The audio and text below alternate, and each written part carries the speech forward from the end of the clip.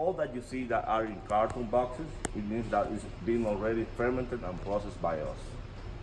Because the key of our quality is to make sure that we have the best tobacco in the best conditions. Even if we buy Ernesto buy the tobacco, and the producer say, hey, it's already fermented, so you don't need to do it. No, our key is to do it ourselves, because then we know what we are doing. When you see the tobacco in a bell, if you look behind you over here,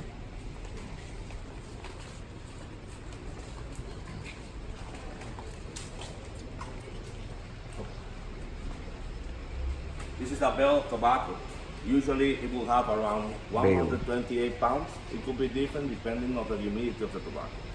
Every bell will tell you where the tobacco comes from, how old is this tobacco, who harvests this tobacco, where they buy this tobacco, what's the name of the company, which is the 404 levels.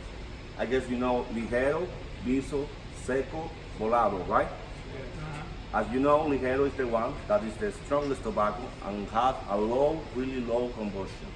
Then you have the Viso that have more combustion but is less stronger than the Ligero, right? And then you have the Seco that is really soft and have a lot of combustion. So before I keep explaining you about this, you need to know, if you get close, every time you make a cigar, you have to make sure to check the way you place the tobacco. For example, if you have Ligero in a cigar, always the Ligero must be in the middle of the cigar. Why? Because it's the one that has less combustion. If you don't have the Ligero in the middle, sometimes maybe you realize that you are smoking a cigar and you know that you light up well, right? And then it's just burning one side and the other side is not burning. It's because the Ligero is in the other side. Probably also about the humidity, but most of the time, if the cigar is in good condition and you're smoking your cigar and you see that one side is not smoking, it's not burning, it's based on the fact that the Ligero is over there. So the way we make sure to place the tobacco, that the Ligero all the time will be in the middle, followed by the Viso, and finally the Seco. And of course, always will be a huge percent of Seco than the Ligero, because to make sure that you have a strong cigar, you just need one leaf of Ligero.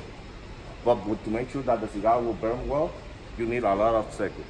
That's why sometimes you smoke a cigar and you take out the ash, you see that happening. Well, right now you can see that in the middle, it's like pointing, right? That's the Ligero, the last one to burn.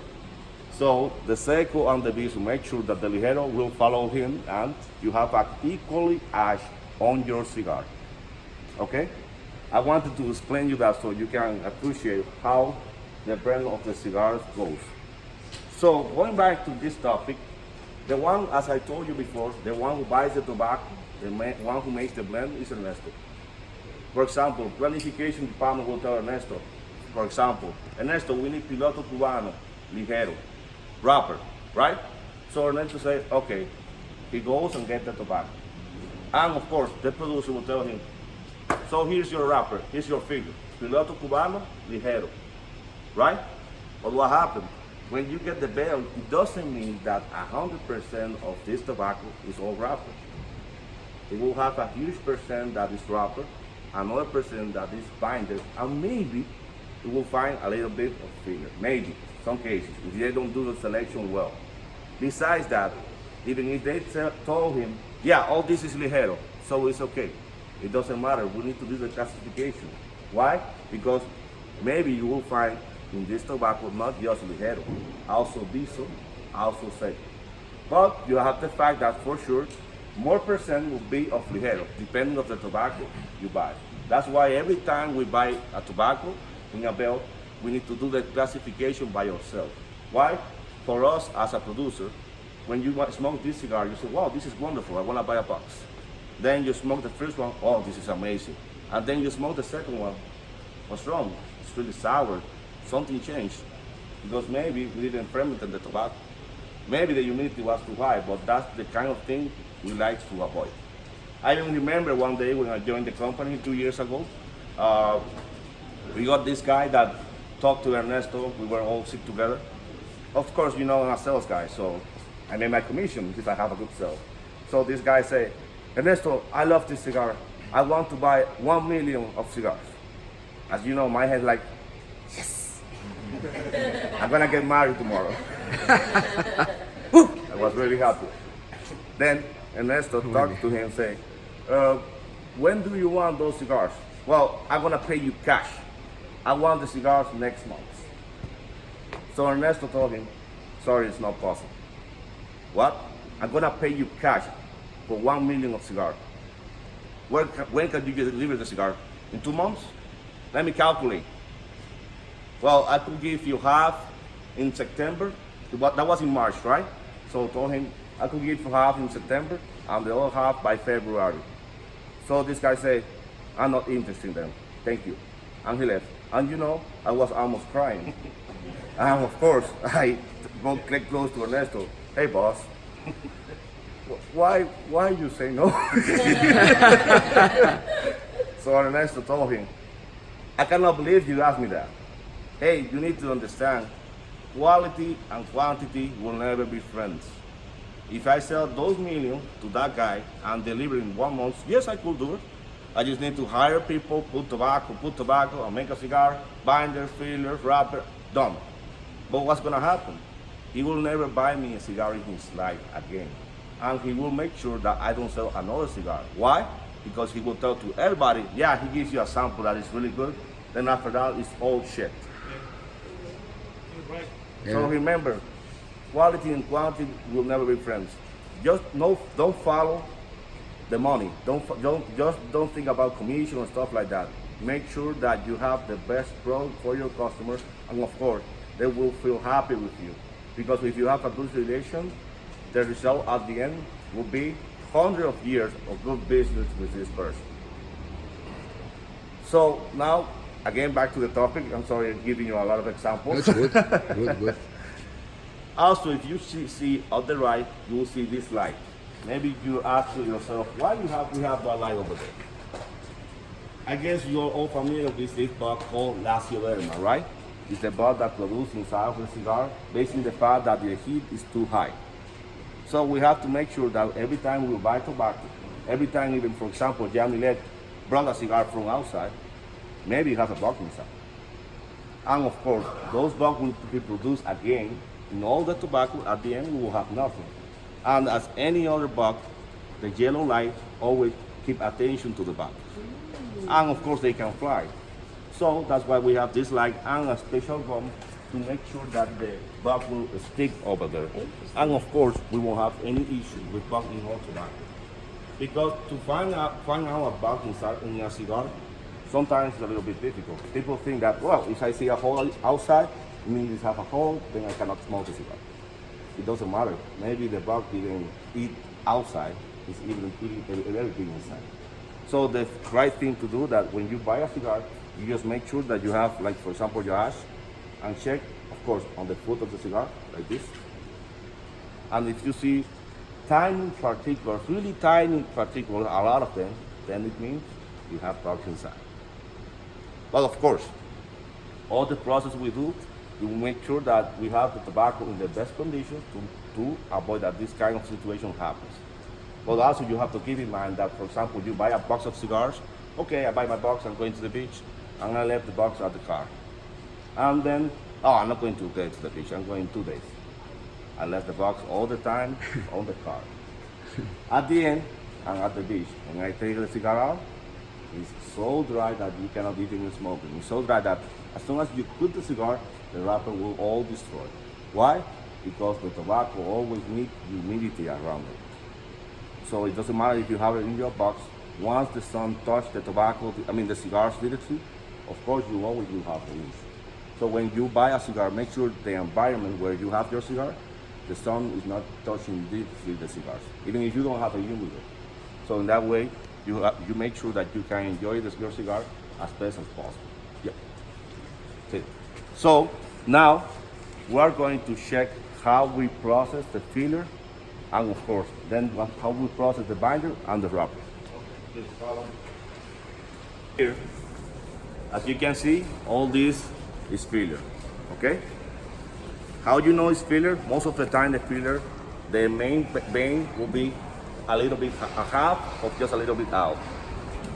So the ladies, what they do here, as I explained you before, even if they say this is piloto cubano ligero, the ladies make sure to classify the tobacco because maybe they will find some viso and some seco. And the percentage of the tobacco that we use, we have to make sure is the same. Besides, we need to separate leaf by leaf because if you get close, you can see even the sound is oily, but the oily is dry. So we need to separate leaf by leaf. By the time the buncher gets the tobacco in his hands, so he can make the blend as good as possible. Once they separate the leaf, they will place all these tobaccos in those boxes you see around. It doesn't mean that all the boxes have the same tobacco. It's different tobacco. For example, it will say outside, this is ligero, this is the size, and how many pounds you have in this box.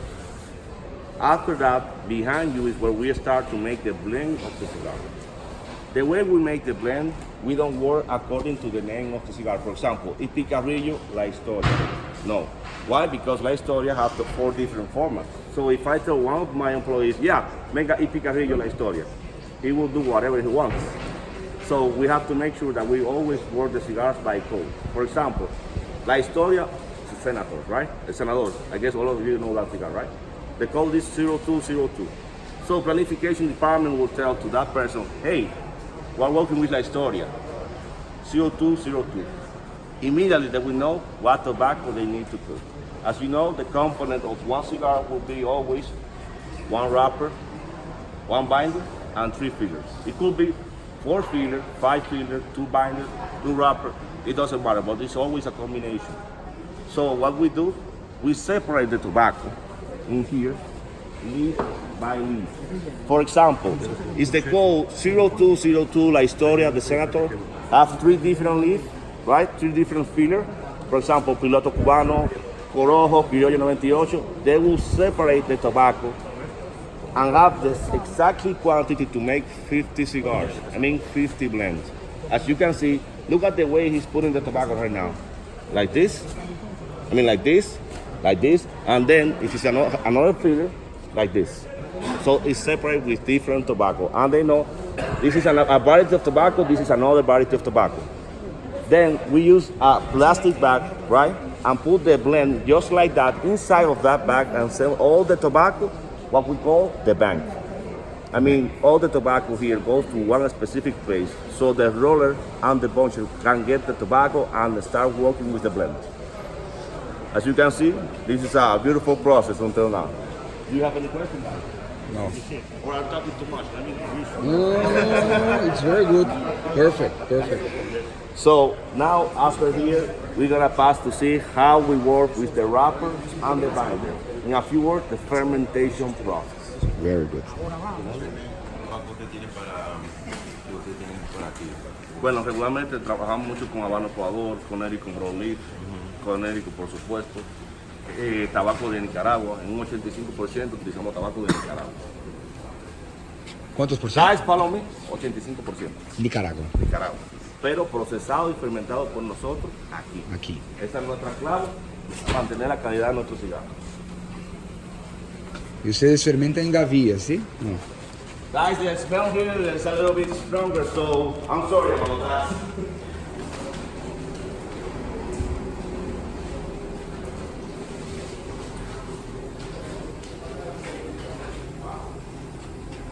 I'm sorry, I know the smell. That's the ammonia. It's coming out. That's why every time we buy tobacco, we have to make sure we take the ammonia out. Even me, I'm almost doing this. So, this is rubber or binder maybe. It doesn't come like this. Always in a bell. We take the bell here and make sure that we pass humidity to all the tobacco. Why? Because if I leave the tobacco just like this, as soon as I try to open the wrapper, it's gonna break. So what we do, we're gonna place water on the wrapper and form it like this. No spray water. It doesn't mean you're gonna put the wrapper and put it over there, it's okay. We take the water from here, and then we go down, right? And then we move the tobacco like this. To make sure we take out all the ammonia possible, all the nicotine possible, and for all the humidity that the tobacco doesn't need. After that, we do what we call encujado. What is this? We take a huge wooden stick and put the tobacco like this for 2 days in the room you see next to you here. So we make sure that all the humidity that the tobacco doesn't need will come out. So after we finish that process, we will start with the fermentation process. Maybe a few of you say, okay, what is the fermentation process? The fermentation process is how you take out the humidity and the heat from the tobacco under control to make sure that you get uniform color on the tobacco, and besides that, take out all the smell that the tobacco doesn't need. Sometimes when you smoke a cigar, you realize that even if you don't light up the cigar, you feel your throat are killing you. Yeah. That means the tobacco wasn't well fermented. Even what you're doing right now, that's the ammonia around here. Now, let's go out here. But capa y capote. Capa y capote. Bueno, esse processo solamente para isso. Sí. Isso usted fermenta en gavillas.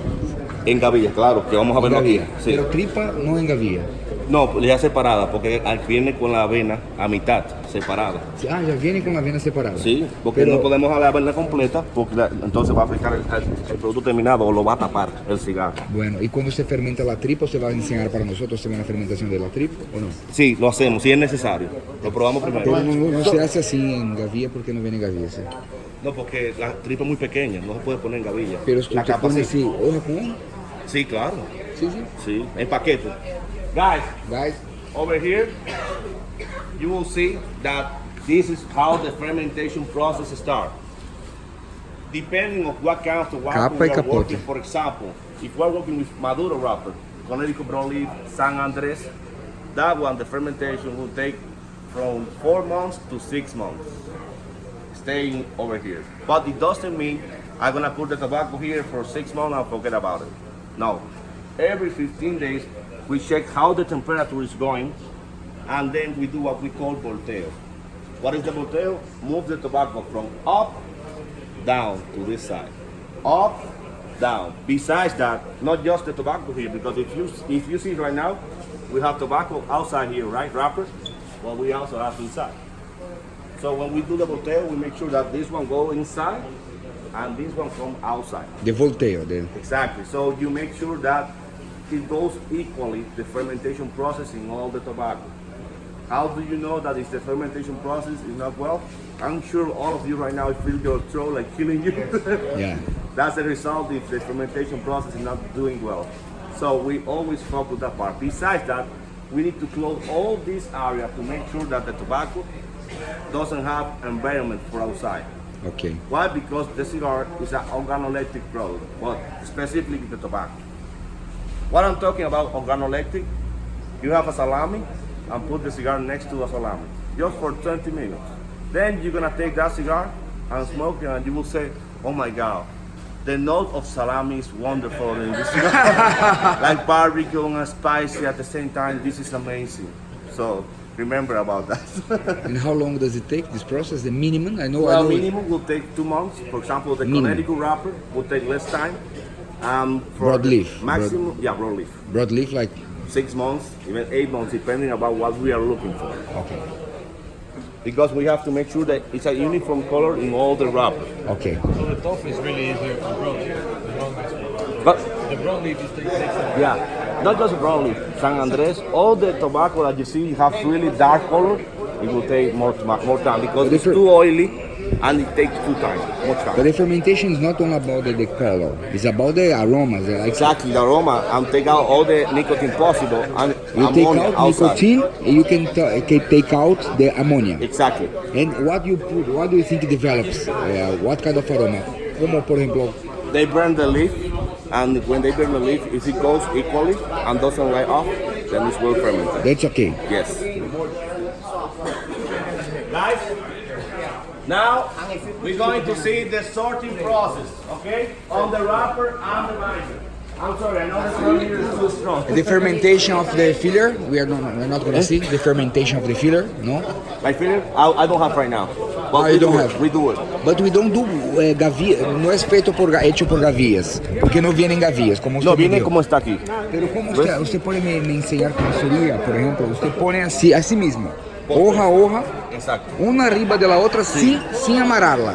sin amarrarlo. Porque no da para amarrar. Exacto. Pero pone así y después saca. De esta manera, exacto, y vamos sacando por paquete, así mismo. Y es siempre ligero con ligero, se fermenta ligero con ligero, viso con viso, seco con seco. Puede ser que esa variedad tenga ligero, viso y seco. Ahí Esa es la fermenta mejor todo diferencia. junto. Claro, O se separa antes de fermentar. se separa antes de fermentar. Ah, primero se separa, después fermenta. Ahí Exacto. ligero con ligero, seco con seco. Exacto. Guys, please follow me. Sorry about that. Come on.